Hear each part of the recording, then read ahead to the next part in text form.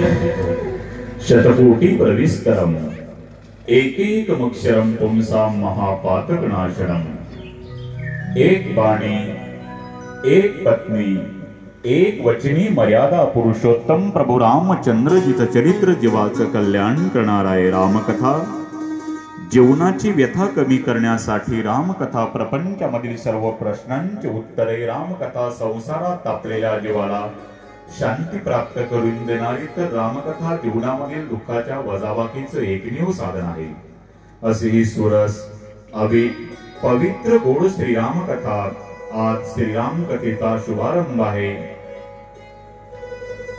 परम पूज्य देवस्थान आदरणीय वंदनीय पूज्यनीय मोहनानंद बापूच्या या पवित्र दरबारामध्ये घडवून आलेला हा दिव्य आणि भव्य ऐश्वर्य संपन्न सोहळा भागवा भागवे नाही, काट कसर नाही, उत्कृष्ट असा मंडप डेकोरेशन, गोड साऊंड सिस्टीम, इकडे चित्रीकरण वाले श्रोते मंडळी, लांबून लांबून आलेले जाणते पारमार्थी, उत्कृष्ट असं नियोजन गावकऱ्यांनी केलं। इथं पाऊल टाकल्याबरोबर असं वाटत नाही मी नाहदमध्ये आलो, इथं पाऊल टाकल्याबरोबर असं वाटतं प्रभू रामचंद्राच्या अयोध्येमध्ये आलो।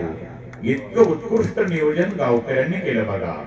एखाद्या श्रीमंत बापानं आपल्या एकुलत्या एक लाडक्या लेकीचं लग्न जसं ऐश्वर्यात लावावं तेवढ्याच थाटानं तुम्ही हा मोहनानंद बाबाचा कार्यक्रम करत आहात। समस्त गावकरी मंडळीला मी कोटी कोटी धन्यवाद देतोच, पण गावकऱ्यांच्या निमंत्रणाचा मान राखून काही श्रोत्यांनी लांबून लांबून येऊन या कार्यक्रमाचं सौंदर्य वाढवलं म्हणून आलेल्या श्रोते मायबापालाही मी गावकऱ्यांच्या तर्फे कोटी कोटी धन्यवाद देतो।